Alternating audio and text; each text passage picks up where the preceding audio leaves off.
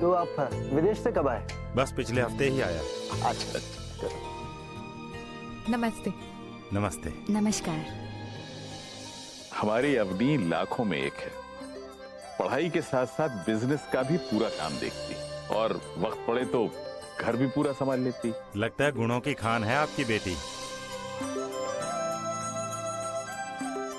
लीजिए, अवनी भी आ गई।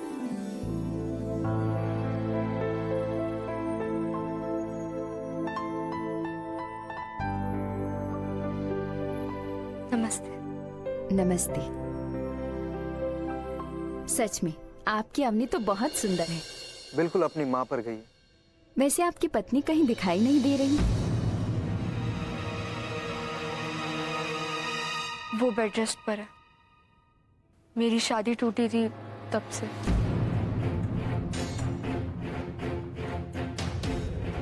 शायद आप लोगों को इस बारे में पता नहीं है। पता होना चाहिए। छुपाने वाली कोई बात नहीं। यानी जो हमने सुना था वो सब सच है? और नरेश अंकल भी तो कह रहे थे ना कि आखिरी वक्त पर शादी टूट गई थी। हाँ, और भाभी जी भी बता रही थी इस लड़की का किसी लड़के से चक्कर था शायद। क्या नाम था उस लड़के का? राज नाम था। पूरा एपिसोड देखिए ZEE5 पर। बहुत करीब थी मैं उसके। इतनी करीब कि अंधी हो गई थी उसके प्यार में। उसके आगे मुझे और कुछ नहीं दिखता था। मेरी सारी खुशियां, मेरे सारे सपने उससे जुड़े हुए थे। इतनी अंधी हो गई थी कि खुद से ज्यादा उस पर भरोसा करती थी। लेकिन उसने मेरा विश्वास तोड़ा, मुझे धोखा दिया। और जितना प्यार करती थी उससे कई ज्यादा नफरत करती हूँ मैं उससे। और कुछ जानना चाहेंगे आप?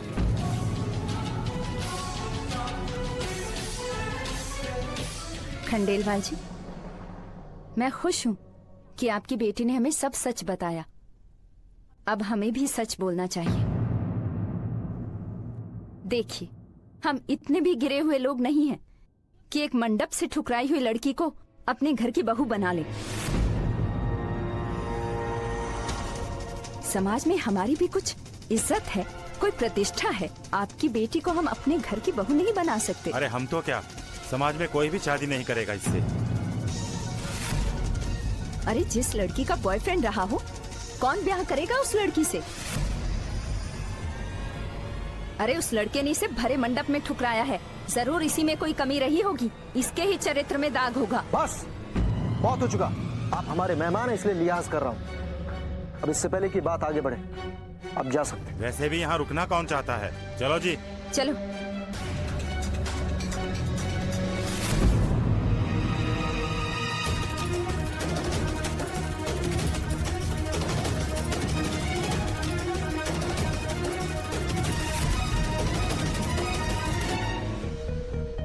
इतना अच्छा रिश्ता आया था। अरे क्या जरूरत थी सबके सामने सब कुछ बोलने की? बिरादरी में ऐसी बातें वैसे भी छुपती नहीं है। लड़के वालों ने कुछ ना कुछ तो सुना ही होगा ना। नहीं भाभी, मुझे लगता है कि भैया बिल्कुल ठीक बोल रहे हैं। जाहिर सी बात है, रूमर्स तो उन्होंने सुने ही होंगे, पर फिर भी वो रिश्ता लेकर आए तो थे ना। अब अपनी ऐसे बेधड़क बेझिझक होकर बोलेगी तो उन्हें क्या लगेगा? यही लगेगा ना कि अपनी का दिमाग खराब हो गया। आवाज प्लीज, अवनी को थोड़ा तो वक्त दो। वो बहुत बड़े सदमे से गुजरी है। कितना वक्त? अरे अच्छे रिश्ते रोज रोज नहीं आते। अक्षत बेटा, हम सभी लोग मुश्किल दौर से गुजर रहे हैं। अपने गुस्से पर थोड़ा सा काबू रखो।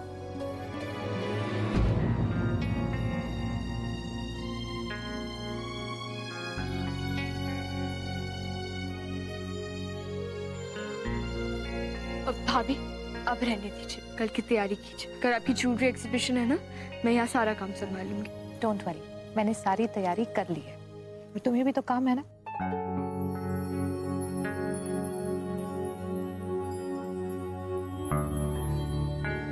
माँ, आपको पता है इस घर में कोई भी खुश नहीं है, क्योंकि इन्हें लगता है कि एक भाई होने का फर्ज, एक पापा होने का फर्ज निभाने में फेल हो गए।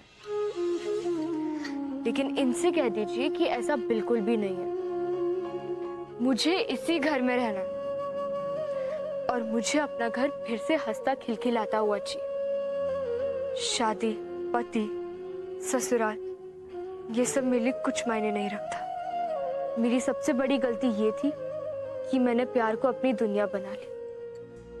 नए रिश्ते के नए सपनों में जीती रही। मेरे लिए बस 2 चीजें इंपॉर्टेंट है, माँ की सेहत और पापा का बिजनेस। वो एक्सपेंशन वाली फाइल कहाँ चली गई? कहीं पापा के पास तो नहीं?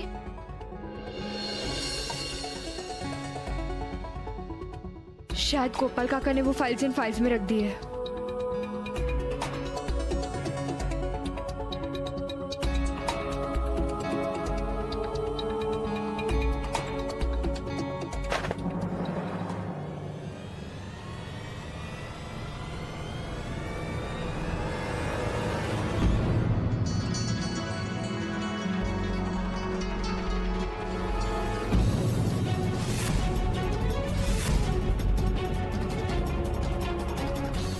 गोपाल काका!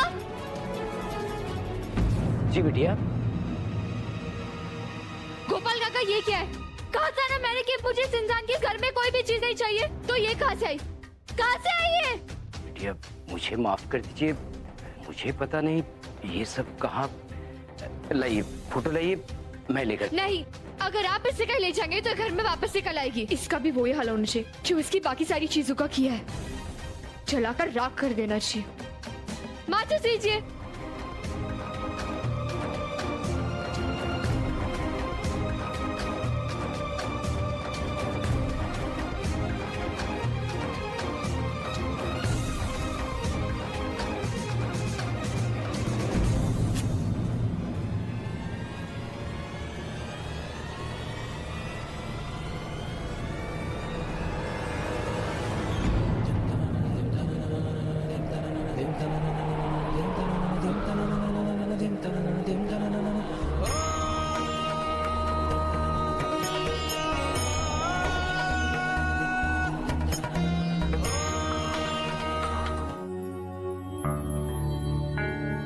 Smile buddy,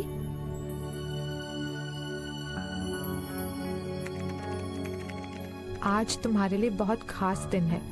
best of luck Arpita.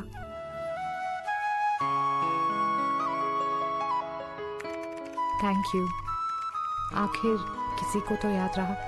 Thank you so much smile buddy.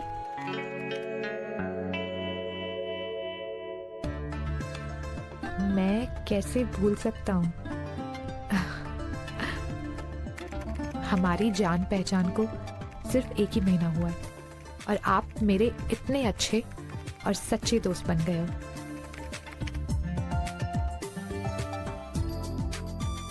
Friend नहीं, मैं तुम्हारा फैन हूँ अर्पिता। लॉल। मिस्टर खड़ूस ने विश किया तुम्हें? नहीं, लेकिन तुमने तो किया ना, तो कॉन्फिडेंस आ गया। Thank you so much for being my friend.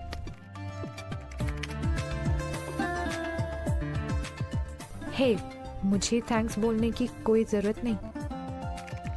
बिल्कुल है, यहाँ मेरी जिंदगी में, मेरे अपने घर में किसी से उम्मीद कदम कदम पर टूट जाती है। ऐसे में किसी से बात कर पाऊं, अपनी सोच, अपने सपने शेयर कर पाऊं, बहुत अच्छा लगता है। Thank you for always being there. भाभी, आप रेडी हो? ओके स्माइल बडी, अब मुझे चलना होगा। अवनी बुला रही है। हाँ आई। बहुत बड़ा ऑर्डर मिला है, अब तो हम माला माल हो जाएंगे। हर कारीगर को पर पीस सिर्फ 1000 रुपया देना है और हमको पर पीस 10,000 रुपया मिलेगा। जरा सोचो तो कितना बड़ा मुनाफा होगा। एक्सक्यूज मी, उन कारीगरों का नाजायज फायदा नहीं उठा सकती। आप ऐसा कैसे कर सकती है? देखिए, हमें आपको कोई भी अमाउंट देने में कोई प्रॉब्लम नहीं है, लेकिन उन कारीगरों को उनका प्रॉपर हिस्सा मिलना चाहिए। आखिर सारी मेहनत तो उनकी है। देखिए, ये मेरा बिजनेस है, मैं जो चाहूंगी वही होगा।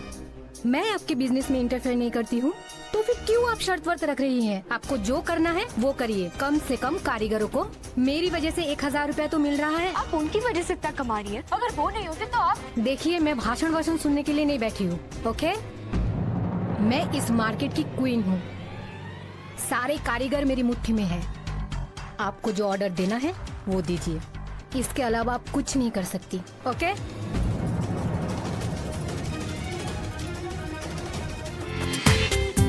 पूरा एपिसोड देखिए ZEE5 पर।